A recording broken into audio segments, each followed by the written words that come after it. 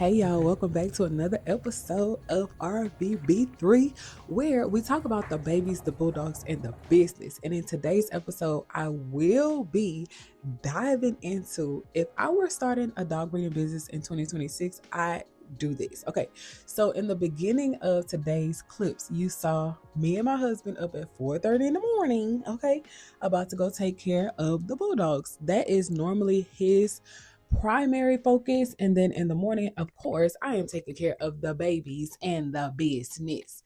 Now, this is a side of dog breeding that people rarely talk about or even show. The nitty gritty, y'all. 95.99% of what you do as a dog breeder will be spent cleaning. Can I say it again? 95.99 of the 99 of what you do as a dog breeder, you will be spent cleaning.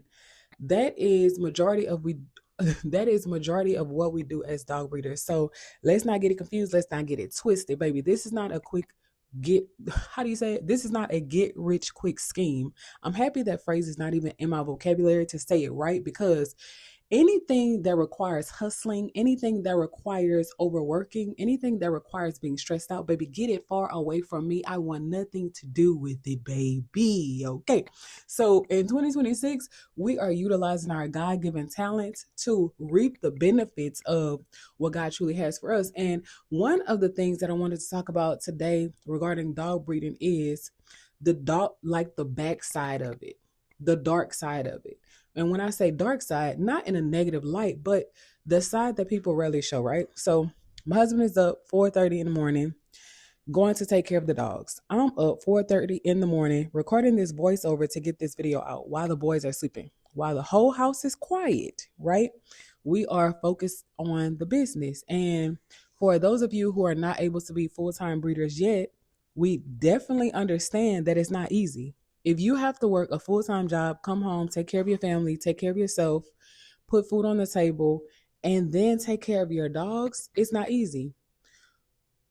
However, it can be done, right? So we never want to work harder for someone else than we do for ourselves. So get that out of your mind right now. Baby, you need me? You need me, babe? Okay. Baby said he don't need me right now. So I said that would be my life's motto when I got out of the military. I will never work harder for someone else than I do for myself. So those are some of the business principles that we have instilled in ourselves for our business. We knew that dog breeding could be an opportunity for us to get out of debt, stay out of debt, and build a family legacy. So that's why we go so hard. We don't know how long we will be breeding for, but while we are breeding, we're going to give it our all. So some of the sides that breeders don't talk about or even show, as I said before, is cleaning. Sometimes breeders don't even talk about their expenses, right? Tax time is coming up. There are a lot of things that you can write off on your taxes. However, as a breeder, if you are not taxing people, baby, the IRS is going to tax you. Okay, so it's so many different things that you need to be aware of when you are saying that you want to start a business. It's not all about selling puppies. Understand that. And let me correct this. It's not all about getting the money from the sales, because that is what people lead with. So either they have a stud and they want to reap the benefits of having a stud and they know nothing about breeding, and then they contact random people asking random people if they want to use their stud or not.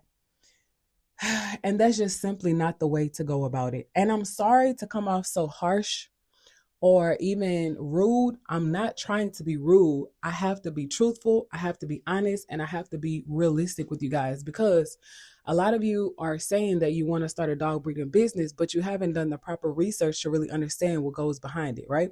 So as my husband is sitting here in this clip, washing, cleaning, bathing 8 dogs. We no longer have 8 dogs. We let you guys know that we did downsize from 8 to 4. Thank God. We have 2 small kids at home. Us running a dog breeding business with 8 dogs was good at that time. But now that the boys are getting a little bit older, Trust is 2 years old. The baby just turned 9 months old. We thought that it would be a good time for us to downsize so that we can explore the world, travel, get back to our travel adventures, and see what else God has for us, right? So in 2026, if I was starting a dog breeding business, baby, I would do what I can afford. Okay.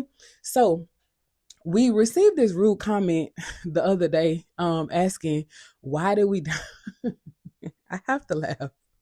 I have to laugh because I'm not able to respond to everybody because, I really want people to see my heart and not my head sometimes. But the comments that we receive on video sometimes is just so baffling to me.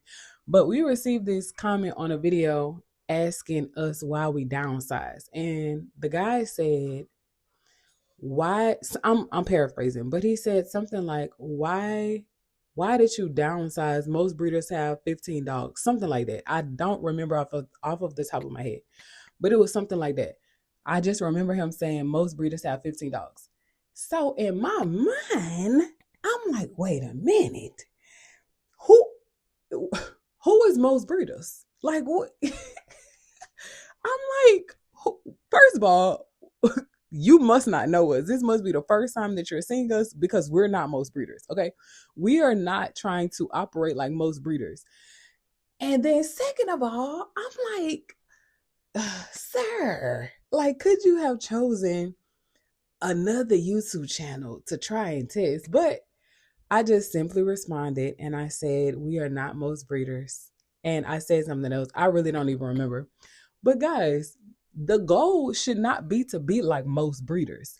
If you understand anything about becoming a dog breeder, you understand that you are in a service-based business as well as a products-based business. It's only two types of businesses to have. Either you are servicing people or you are providing or selling products, right?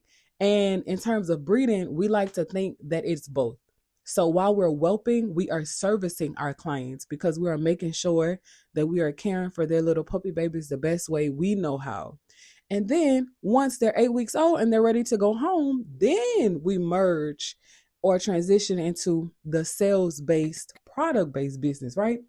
But one thing to understand about dog breeding is that, guys, if you are not a good salesman, you probably won't do so well at selling puppy little babies because majority of what you do in the business on the dog breeding side is salesmanship. Like, you have to have customer service skills. You have to be good with people. You have to be good at establishing relationships. You don't want to burn bridges. You don't want to be rude. You want to respond to people promptly and professionally. You want to have good marketing, right? All of the things. You want to have social media presence. You want to have online presence. You want to know how to present yourselves online. And if you have any questions about that, our memberships is definitely open. We have 2 tiers currently. The Dream Catchers tier is just for basic knowledge, an overview of what it is really like with us managing 7 YouTube channels and running our dog breeding business and our other businesses. Have a good day. And then our Legacy Legends tier is for, the people who are like, tag me in, coach, I'm ready to go. Okay. So that tier is for the hands-on knowledge, the behind the scenes, okay, I saw how you did that in the video, but how did you do that? Like, I saw you doing it, but how did you really do it?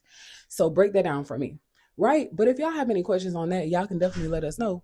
But there are so many things that people don't talk about. There are so many things that will go into your business that you might not even forecast before you start.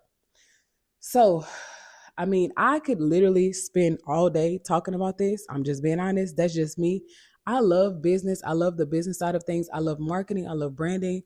I love communing with people online. I love sharing my testimony. I love sharing my story. That's just me, right? But let's say that's not you. Let's say you're not comfortable speaking on camera. Let's say you are not comfortable with graphic design or even selling anything at all, not just puppy babies, but selling anything at all. You may consider another business. If you feel like, I don't want to interact with people, I don't have like the best people skills, I don't want to put myself online, I'm I'm not sure how you're going to sell your puppies. Again, I'm not being rude, you guys. It's 2026. Like, it is 18-year-old millionaires, like, taking over the world. So we have to be realistic with ourselves. Breeding dogs is a people, like, what I'm trying to say is it's a front facing business. It's very customer service heavy. So in marketing or in business, we call front facing businesses like touch heavy. Um, to explain it better, what I'm trying to say is, if you don't understand what I'm saying, is you will have to interact with people, because who else is going to buy your little puppy babies? So if I was starting a dog breeding business in 2026, I would get really, really, really good at those interpersonal skills. I would get really, really, really good at communication skills. I would get really, really, really good at sales language and sales knowledge. I would get really, really, really good at marketing and social media management. I would get really, really, really good at photography. I would get really, really, really good at videography. I would get really, really, really good at storytelling. I would get really, really, really good on trying to see what my lane will be and sticking to that lane. I would get really, really, really good also at minding my business. I would get really, really, really good at those things, because in the dog breeding industry, things could be a little shady sometimes. Sometimes us as breeders, we don't always support each other. And within reason, all breeders are not bad. You also should be prepared for rejection, right? So if you're not a person who can handle rejection well, I would definitely reconsider another path, because everyone that contacts you about a little puppy baby will not buy. There are some customers who will waste your time. So you just want to be aware of things like that. Another thing, I would get really, really, really good at sales copy, at learning how to explain how a puppy looks in text and not picture. So running ads on your little puppy babies, being able to explain DNA, understanding how to mate different dogs with different types of DNA, how to choose breedings, choosing whether or not you are going to skip a breeding when your dog is in heat or breed the dog. There are so many things that I could say in today's episode, but I hope y'all hear my heart and not my head. When I say hear my heart and not my head, all I simply mean is it's time for us to cut out people who only tell us what we want to hear. If you want to be successful in life, if you want to be successful in business, you should surround yourself around people who will be honest with you, who will tell you those hard truths, and who will not be yes men. Because one of the things that I so admire about my husband is that he doesn't let anybody sway him. When his mind is made up to do something, it does not matter what come what may. Okay, it doesn't matter what comes. He is all in on the thing that he has said that he wants to do. He's all in on the thing that he has prayed to God for to bless. He is all in on providing for his family. So at the end of the day, if I were starting a business in 2026, a dog breeding business in 2026, I would be all in, because dog breeding is very expensive. When we had 8 dogs, we had to bathe all of those 8 dogs. We had to feed all of those 8 dogs. We had to pick up, dump, and pee for all of those 8 dogs, because they weren't always adults. So the hardest part is grooming them to become adults.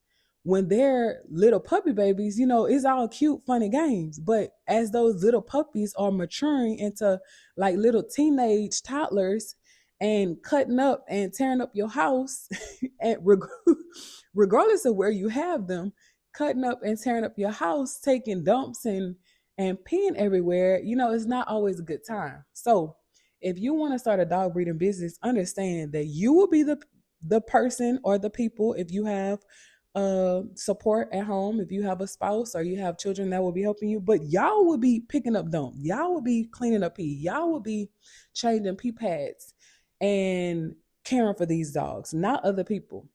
So make sure that you have the right people around you. Make sure that you definitely stay prayed up, because dog breeding is definitely not for the weak. Okay. But these are some of the things that I would focus on if I was starting a dog breeding business in 2026, baby. We are the Rosharon Frenchie Readers, home of the 3K Pup, baby. If you have any questions about anything that I said today, you can definitely comment down below. And if you are looking to start a dog breeding business in 2026, comment start below, and we will be sure to respond to your comments.